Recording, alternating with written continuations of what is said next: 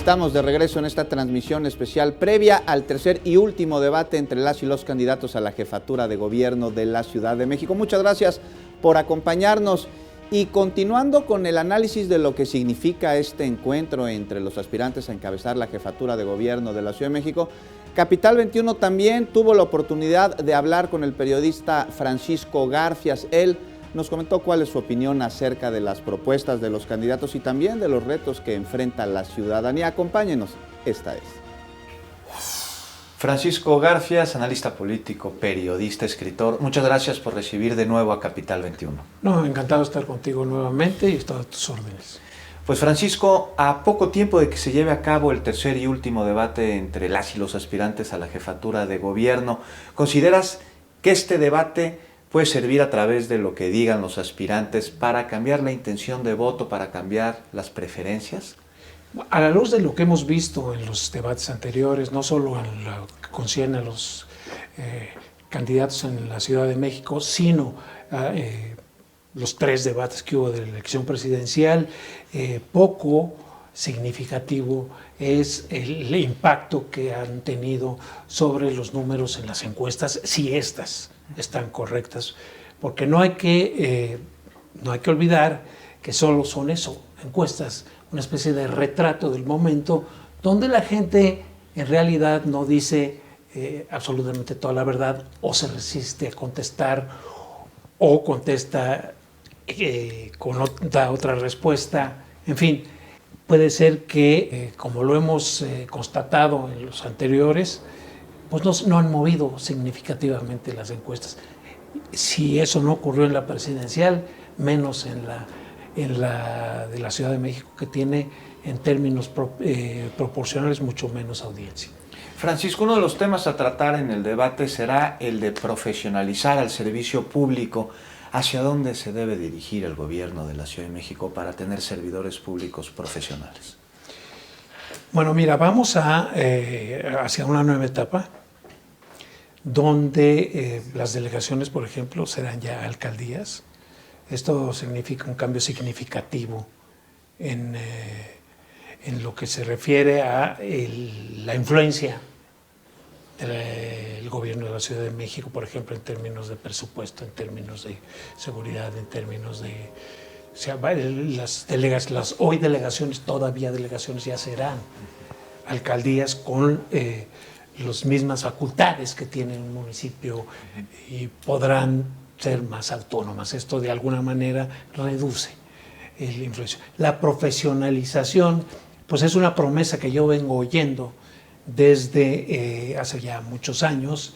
Es como también lo referente a la profesionalización de las policías, que tanto escuchamos y vemos que en lugar de profesionalizarse, cada día hay más corrupción, cada día hay más facilidades para hacer tranzas, cada día hay más enojo de la sociedad porque están hartos.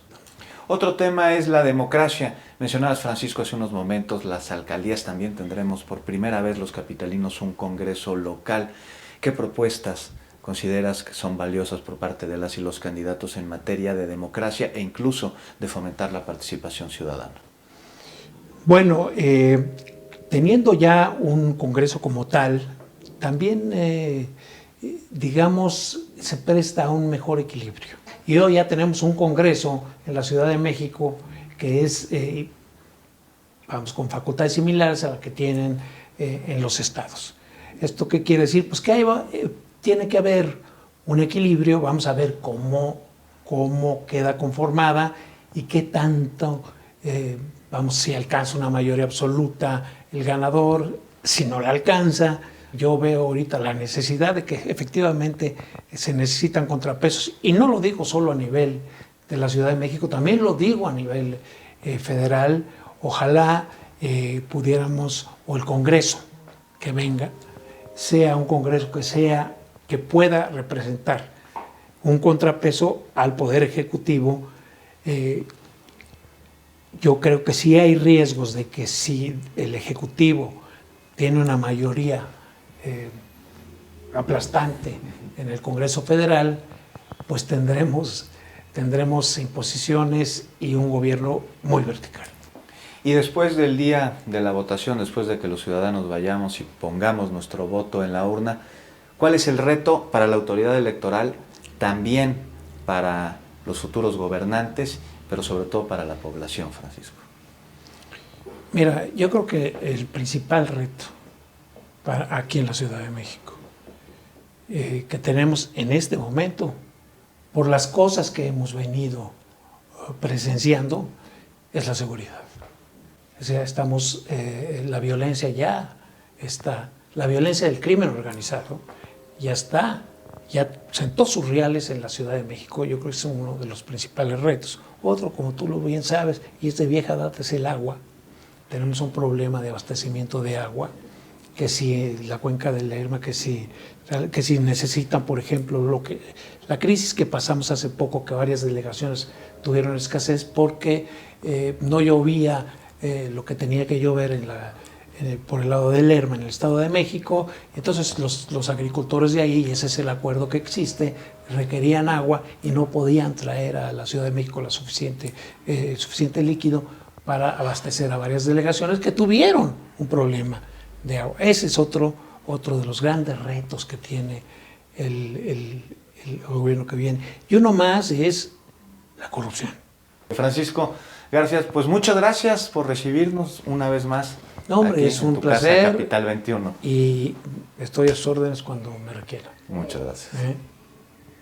De nuevo, muchas gracias al periodista Francisco Garfias por compartir con Capital 21 su tiempo y su opinión sobre distintos puntos alrededor del tercer debate y último debate chilango, y también acerca de los retos que enfrenta la población, la autoridad electoral y, por supuesto, quienes gobernarán la capital del país. Y con esto nos vamos a una breve pausa, pero no se vaya, regresamos con más de esta transmisión especial previa al debate entre las y los candidatos a la jefatura de gobierno. Continuamos.